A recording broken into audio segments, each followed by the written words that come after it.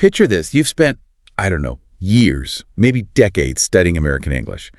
You've got this pristine C2 level vocabulary. Right. You can conjugate every irregular verb without even, like, blinking. Yeah. You know the exact difference between the present perfect continuous and the past perfect subjunctive. Oh, yeah. You're basically an academic rock star at that point. Exactly.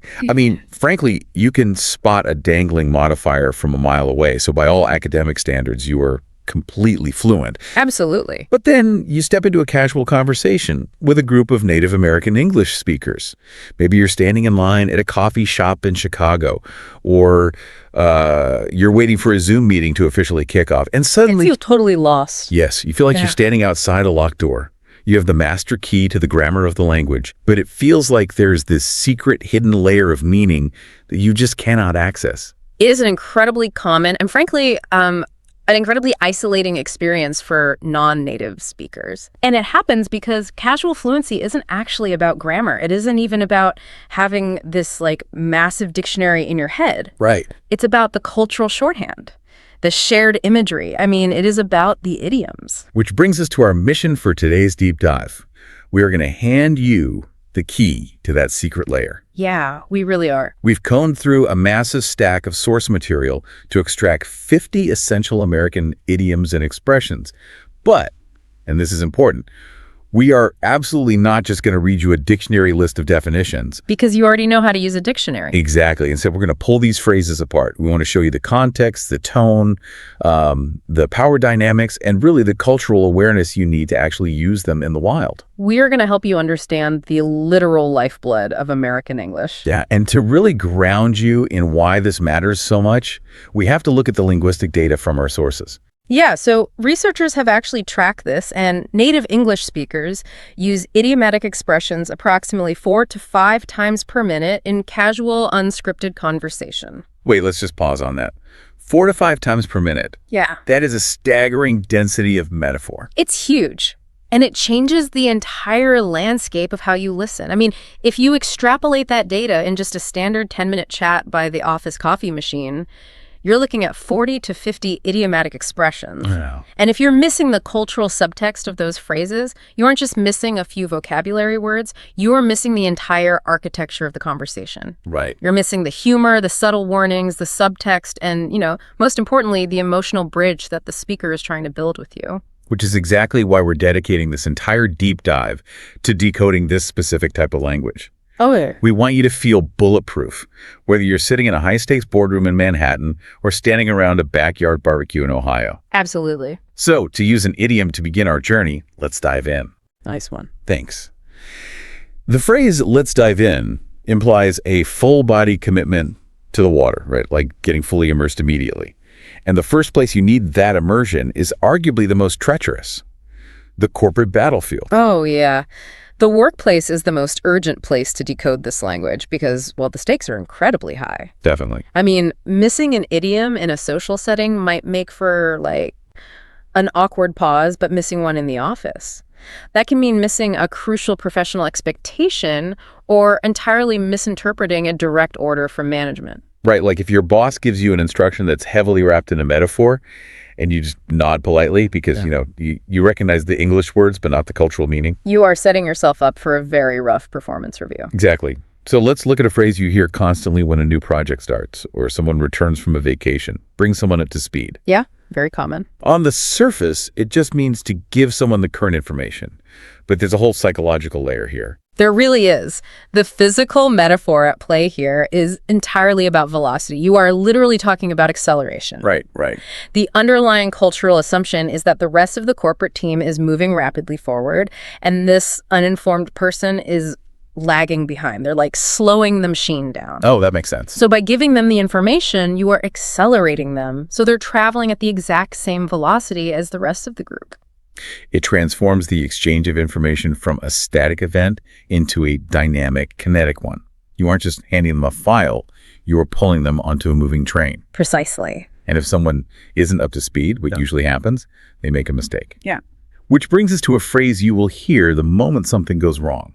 Drop the ball. Yes. And this brings us to our first major cultural wellspring for American idioms, which is sports. specifically American football. Okay. Imagine a wide receiver running down the field, the quarterback throws a perfect pass, it hits the receiver right in the hands, and they literally drop the football. Right. The entire play stops. The team loses their forward momentum, and it is entirely visibly that one player's fault. But the source material makes a brilliant point about the psychology of how this is actually used in a modern office.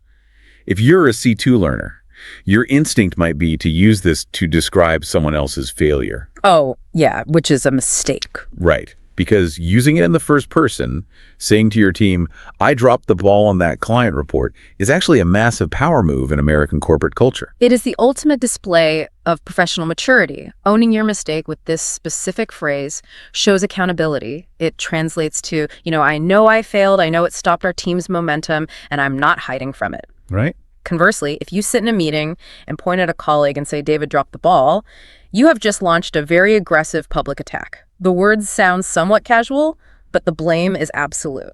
So if dropping the ball is the consequence of miscommunication, how do teams prevent it? Well, they try to get on the same page. Yeah. This is the classic foundational check-in phrase. It means to have a shared understanding or to be in total agreement about a plan. The book metaphor is highly intuitive here. If we're supposed to be analyzing the same text, but I'm reading chapter 2 and you are halfway through chapter 5, we are experiencing totally different realities. Right. We can't make a unified decision. Exactly. But, I've noticed people often use, are we on the same page?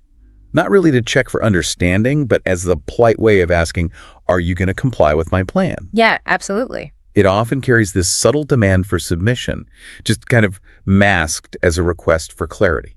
That is a very astute reading of the power dynamics. When a manager asks, are we on the same page? It is rarely an invitation for debate. It's really a request for confirmation that the directive has been received and accepted. Which leads to a fascinating contradiction. Managers demand you be on the same page, but they also constantly demand that you think outside the box. Oh, the box. Meaning, to think creatively or to approach a problem from a completely new, unconventional perspective.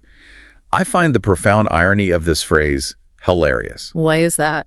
Well, it was originally meant to encourage boundary-pushing, radical creativity, but it's been used so relentlessly over the last 30 years that it has become the ultimate uncreative corporate cliché. Oh, it really has. It is a complete linguistic paradox. It is universally understood, but it's been entirely drained of its original power. Right. If you want to sound genuinely sophisticated or innovative in a modern American workplace, you'd likely avoid this phrase entirely and opt for something like, we need a completely fresh perspective here. Yeah. But as a non-native speaker, you absolutely must recognize the phrase because mid-level management still relies on it heavily. It's almost a filler phrase now.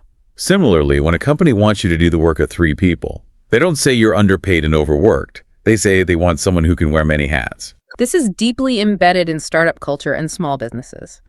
The visual is almost comical, like a person rapidly swapping a firefighter's helmet for a chef's toque and then throwing on a construction hard hat. I'm just picturing that now. Right. It implies incredible versatility and a willingness to step outside your official job description. But again, let's look at the subtext. In a job interview, if the hiring manager praises the culture because everyone wears many hats, it sounds dynamic. Sure. But if a burned-out employee tells you they are exhausted because they have to wear many hats, it is a subtle admission that the team is severely understaffed. The idiom masks the structural deficit. That masking is a recurring theme. The language of American business is designed to make labor sound inherently energetic and positive, which brings us to the concept of moving the needle. Okay, yes. This means to make a noticeable, measurable difference or impact. You aren't just doing tasks. You are fundamentally altering the trajectory of the business. Think of the visual of an analog gauge, like a speedometer, a pressure dial, or an old seismograph.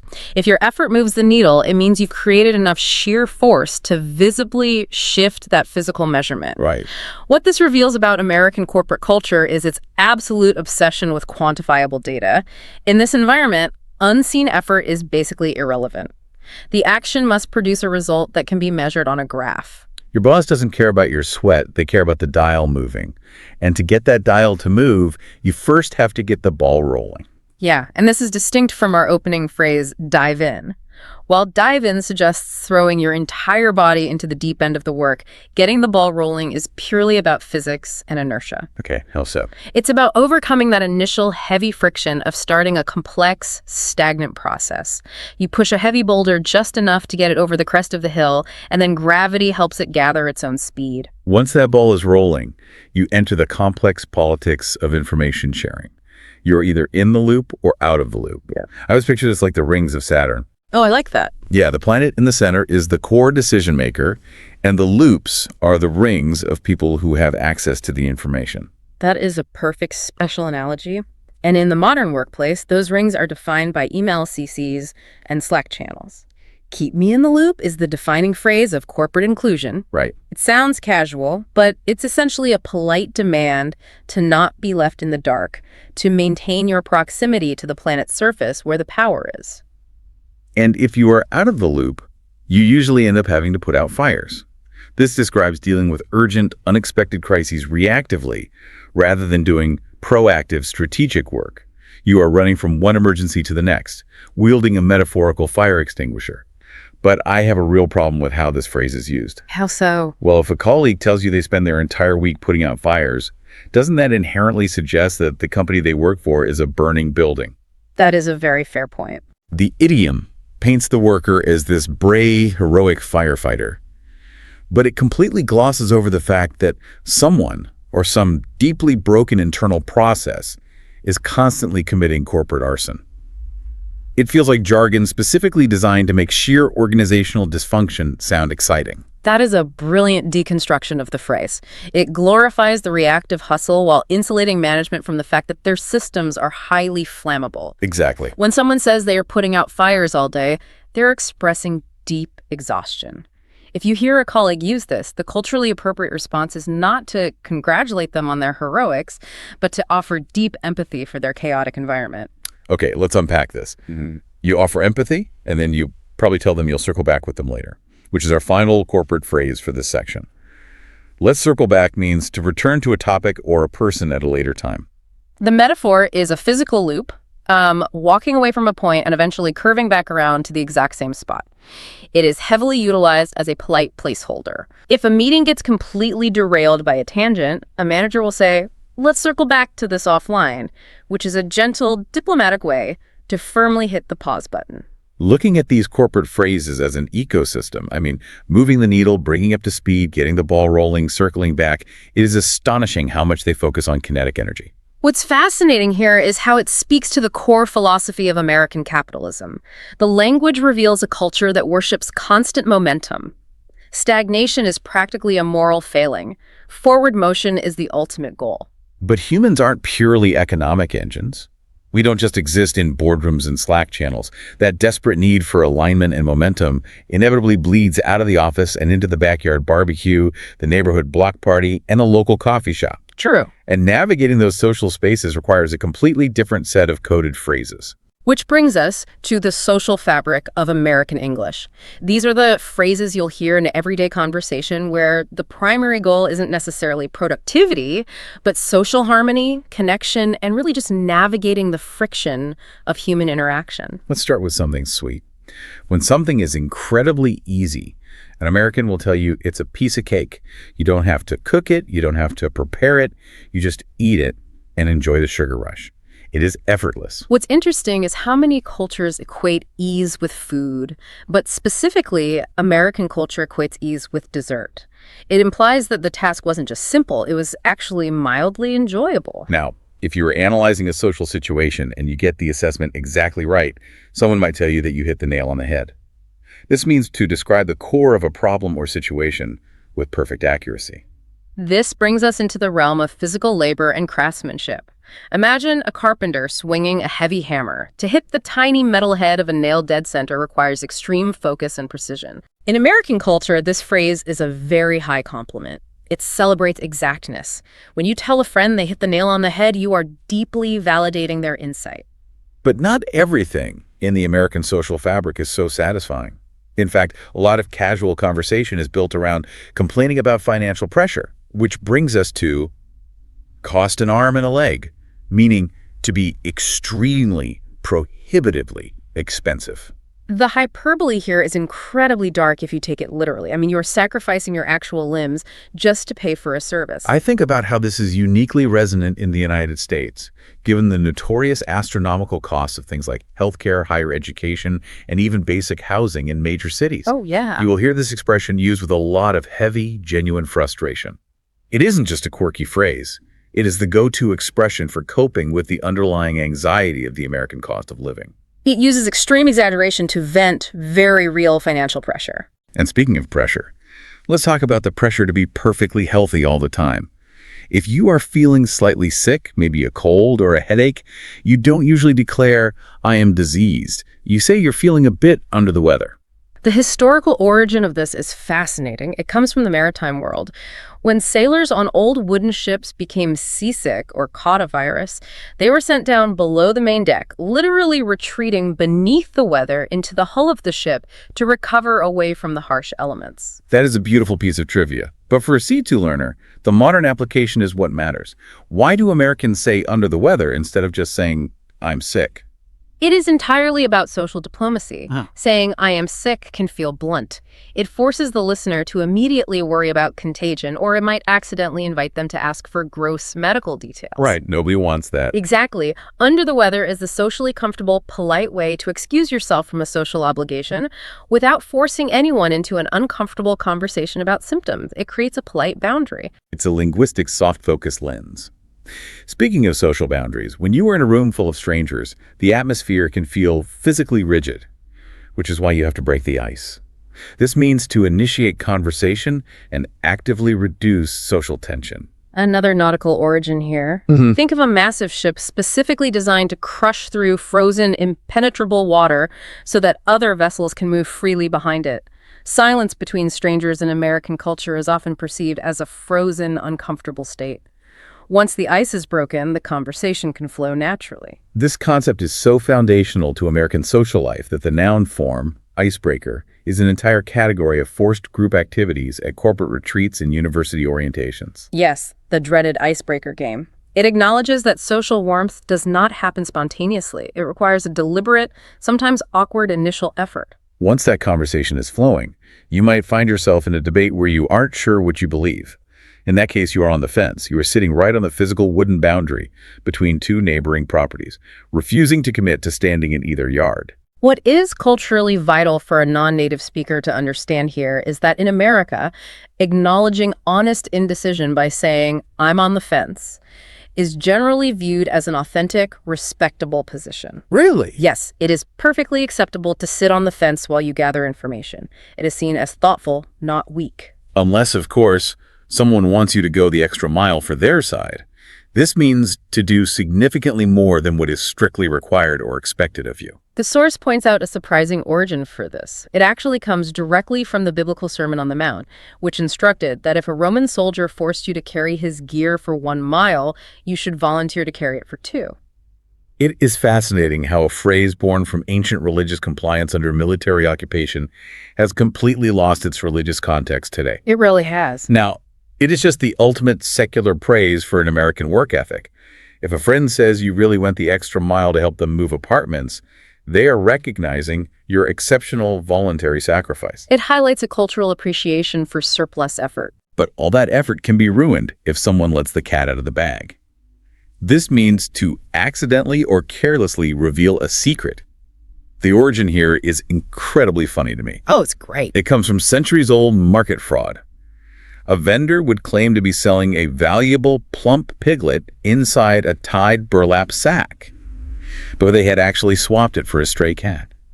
The scam was only revealed when the buyer got home and opened the bag. The literal origin is rooted in criminal deception, but the modern usage is entirely lighthearted. You let the cat out of the bag about what you bought your mother for her birthday or about a surprise office party. Right.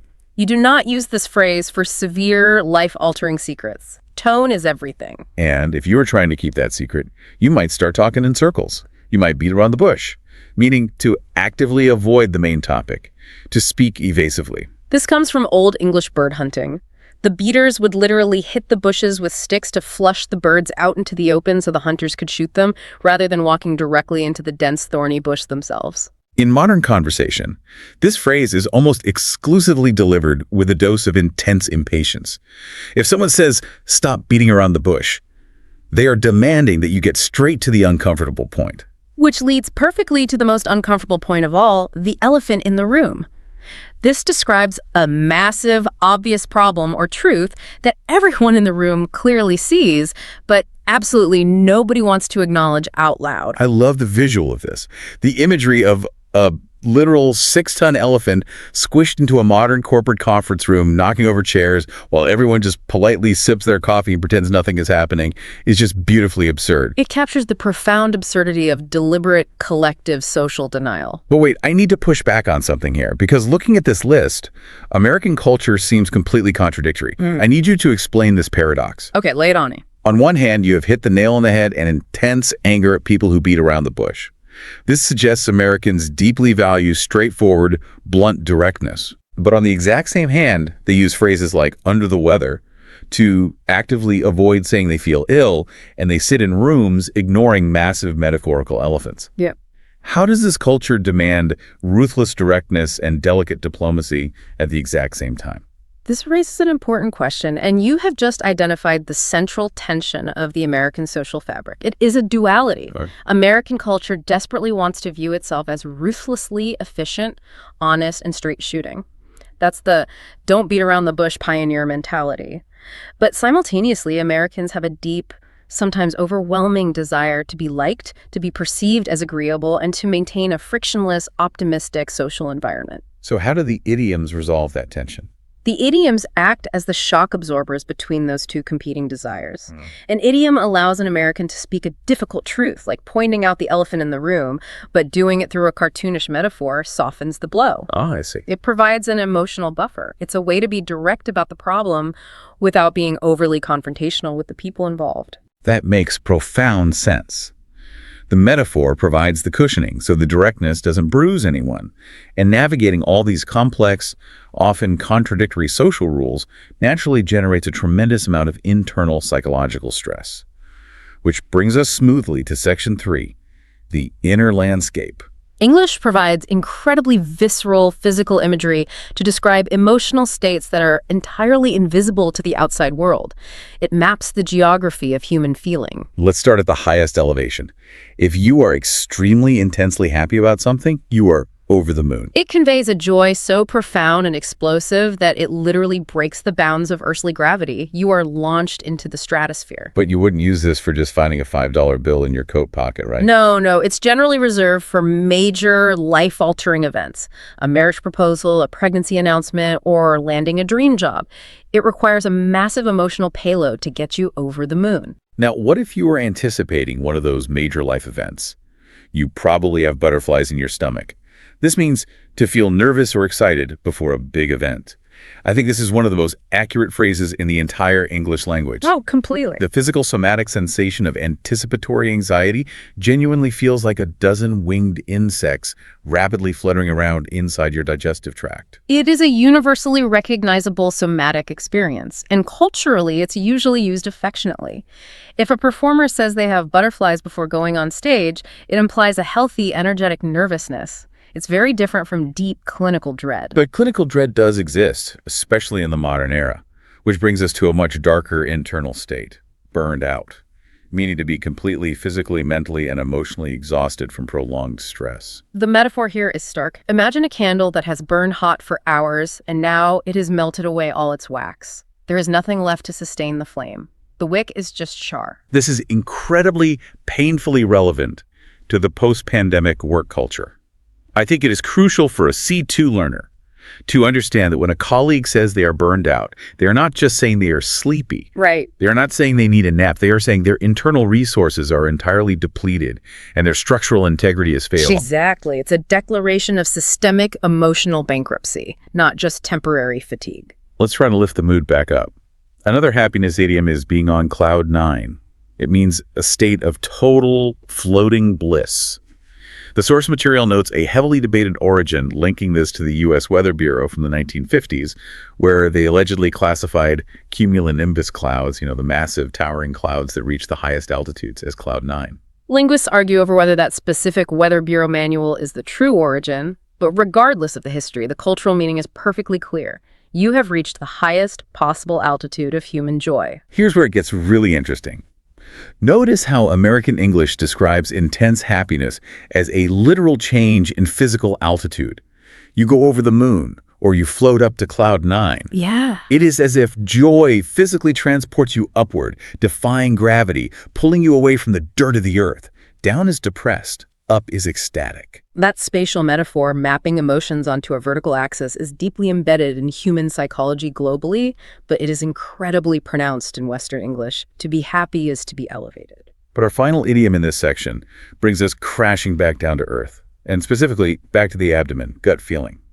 This means an intuitive sense about a situation or a person that isn't based on logical analysis, but on a deep, unconscious, visceral perception. What's fascinating to analyze here is how American culture treats the gut feeling, especially in our highly modern, heavily data-driven world. The gut, the stomach area, has historically been viewed as the primal seat of human intuition, far away from the intellectual brain. But does an American business executive actually respect a gut feeling?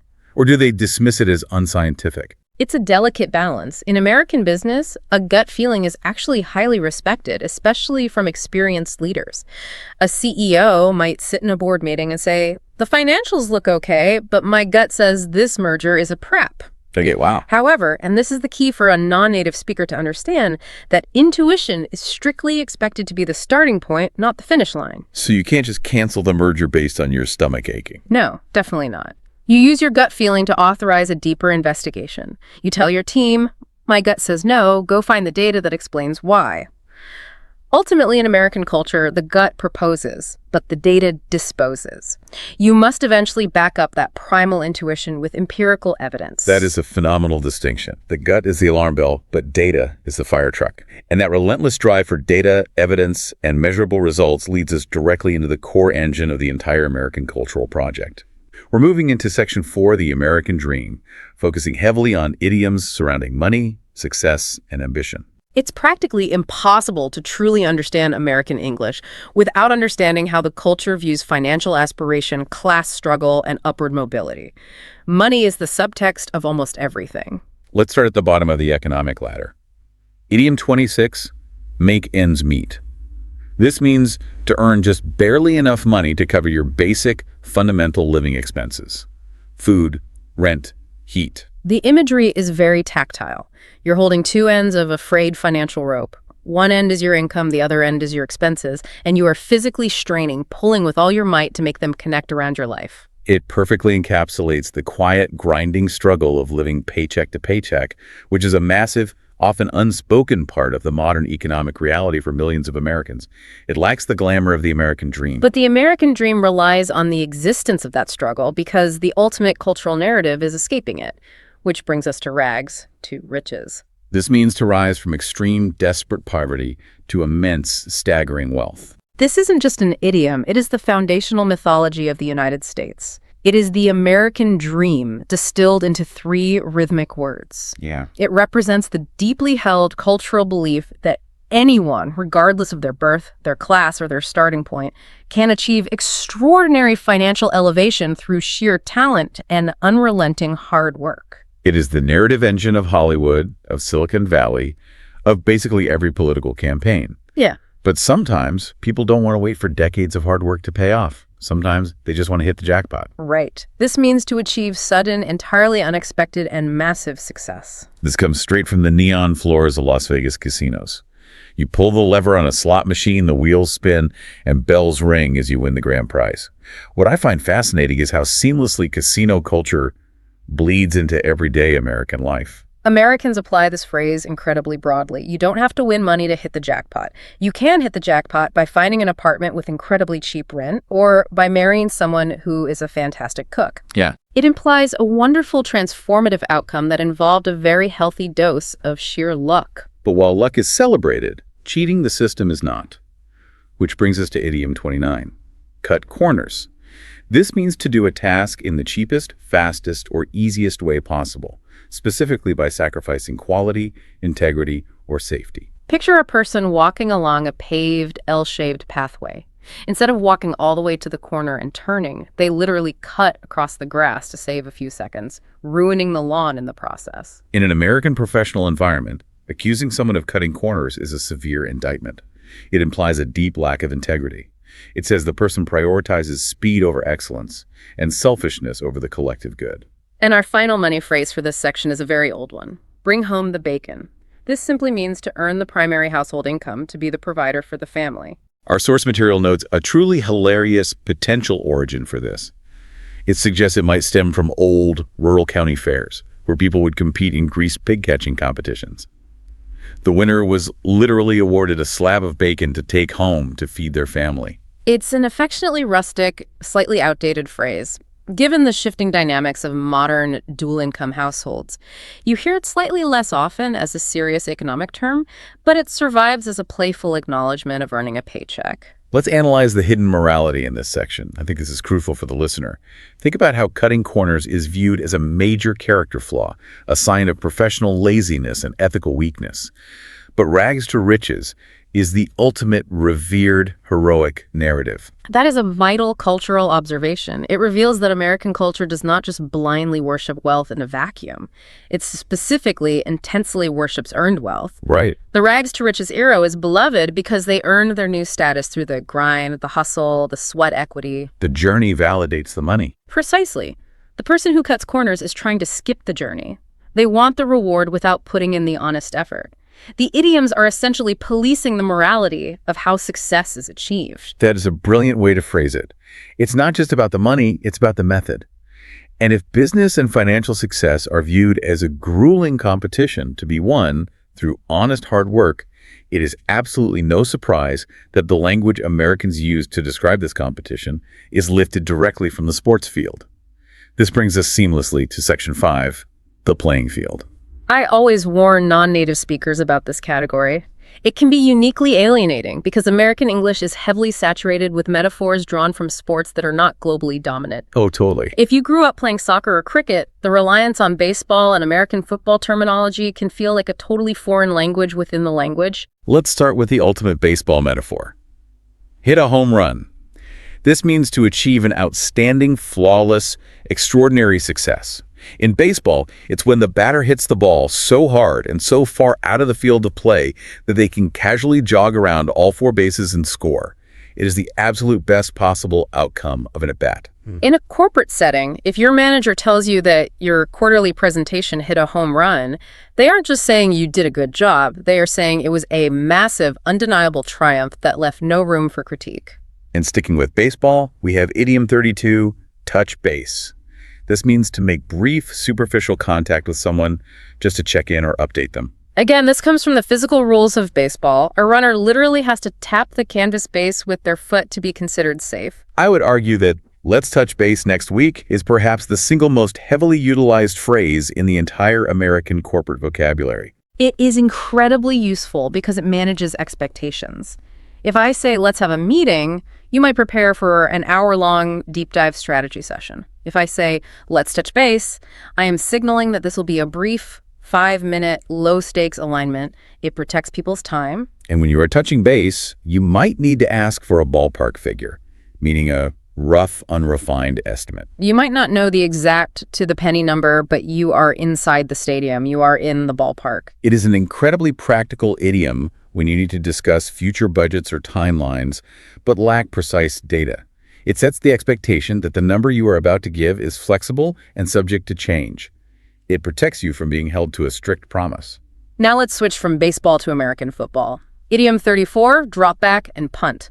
This means to abandon your current failing plan and start over with a new strategy, or to buy time. In the sport, when an offensive team realizes they cannot advance the ball any further and are about to lose possession on bad terms, they intentionally kick or punt the ball far down the field to reset the spatial dynamics of the game. In business, using this phrase signifies a strategic, controlled retreat.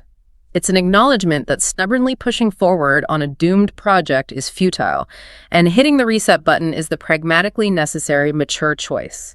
It removes the stigma of total failure and frames it as a tactical pivot. And our final sports phrase, idiom 35, the whole 9 yards. This means everything, the complete amount, holding absolutely nothing back. The origin of this is actually one of the most fiercely debated in American linguistics. Some historians claim it refers to the length of World War II aircraft machine gun ammunition belts, like if a pilot gave a target the whole 9 yards, they emptied their entire supply. Wow. Others claim it refers to the massive amount of fabric needed to tailor a very high-quality three-piece suit. Whatever the true origin, the modern meaning is singular. If you go the whole 9 yards on a project, you have exhausted every single resource, energy reserve, and option available to you. So what does this all mean? Well, let's look at the psychological effect of these phrases. Imagine being a non-native speaker sitting in a very serious, high-stakes legal or financial meeting. Okay. You're trying to focus on complex data, and suddenly the CEO starts talking about touching bases, dropping back to punt, and hitting home runs. It must be utterly baffling to hear metaphors about a game you have never played in your life being used to dictate corporate strategy.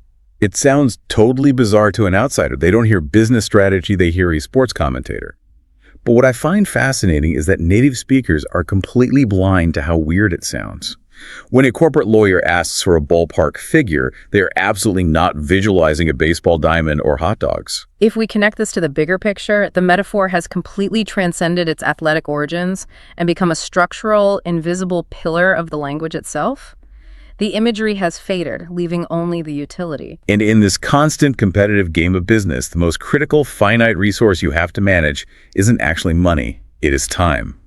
Which brings us to section 6, the ticking clock. American culture treats time with profound, almost religious reverence. Time is money, time is fleeting, time can be wasted, and time must be optimized at all costs. Idiom 36, in the nick of time, meaning just barely in time, at the last possible nanosecond before a disaster occurs. The nick historically refers to a tiny notch or mark carved into a stick to keep track of passing days or moments. This phrase carries a built-in narrative arc of intense dramatic tension, followed immediately by massive relief. You didn't just catch the train, you caught it in the nick of time as the metal doors were physically closing on your jacket. It turns a mundane schedule into an action movie. But constantly living on the edge of time takes a toll, which leads to Idiom 37, burn the midnight oil. This means to work late into the night. The origin is very literal, dating back to the pre-electricity era, where if you wanted to work while everyone else slept, you had to physically burn oil in a lamp to see your desk. This idiom is deeply, inextricably tied to the American mythos of the relentless work ethic. Let's explore the modern tension around this phrase. In traditional corporate offices, burning the midnight oil is often worn as a glittering badge of honor. People will casually brag about it by the coffee machine to show how dedicated and indispensable they are to the firm. But the cultural values around work are actively shifting. Exactly. Today, with the rising awareness of the burnout epidemic we discussed earlier, if a colleague is constantly burning the midnight oil, isn't it also a subtle cry for help? Absolutely. It means their workload is completely unsustainable during normal human hours. Hearing this phrase now triggers a dual response. You feel a reflex of admiration for their hustle, but an immediate concern for their mental health, and the toxic culture demanding it. It is a phrase caught in a cultural transition, just like Idiom 38, at the 11th hour, meaning at the last possible moment, usually just before a strict deadline expires. The source traces this back to a biblical parable in the book of Matthew about vineyard workers who were hired at the very end of the day, the 11th hour of daylight. You see this phrase constantly deployed in modern news media, like an 11th hour deal was struck to avoid a massive union strike. It conveys extreme, elevated urgency and high political or financial stakes. Now, if you only work until the 11th hour, very rarely, you might say you do it once in a blue moon, meaning an event happens with extreme infrequency.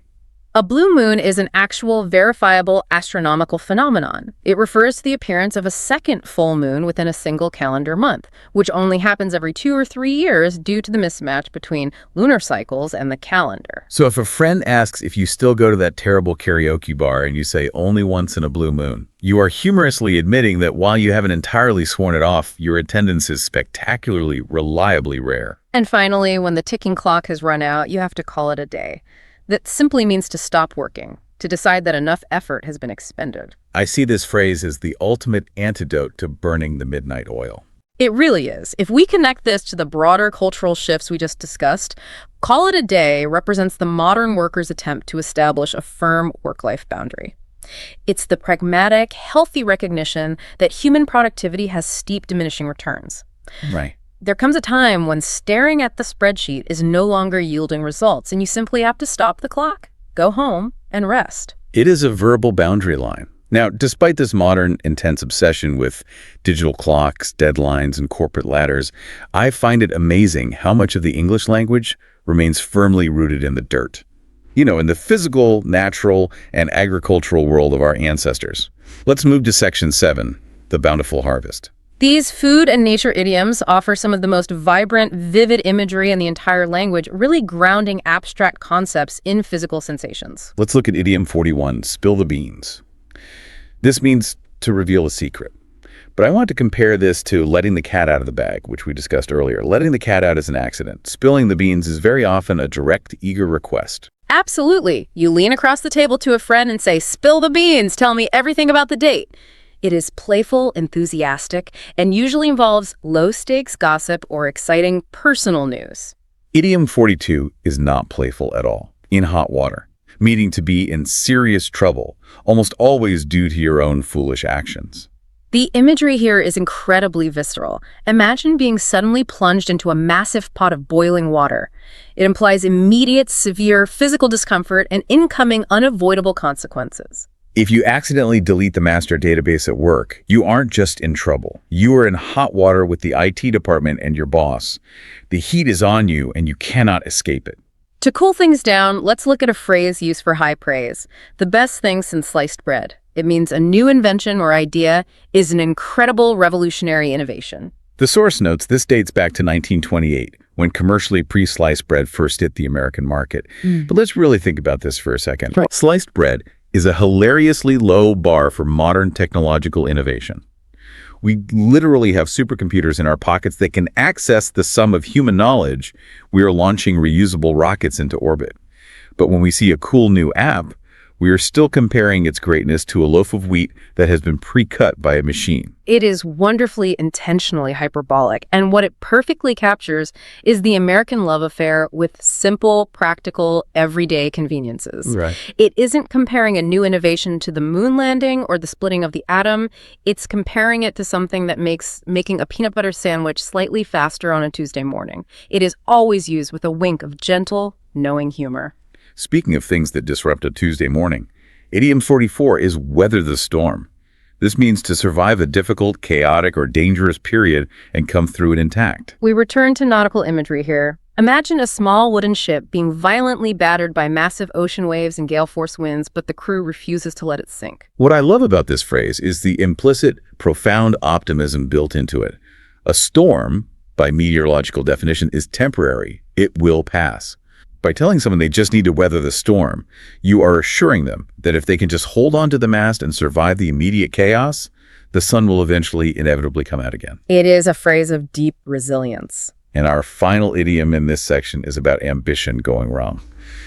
Bite off more than you can chew, meaning to take on a project or responsibility that is vastly greater than your actual capacity to handle it. I love the sheer physical empathy this idiom invokes. Yeah. Every single human being on Earth has experienced the mild panic of taking too massive a bite of food, trying to chew it, and realizing their jaw can't handle it and they might actually choke. Exactly. When you sit down with a colleague and confess, I think I bit off more than I can chew with this new client, they instinctively, physically understand your rising panic. Their throat tightens in sympathy. Yeah. The metaphor perfectly bridges the gap between abstract professional stress and a universal, relatable human physical experience. That physical empathy is the exact reason why these specific phrases survive for centuries while corporate jargon fades away.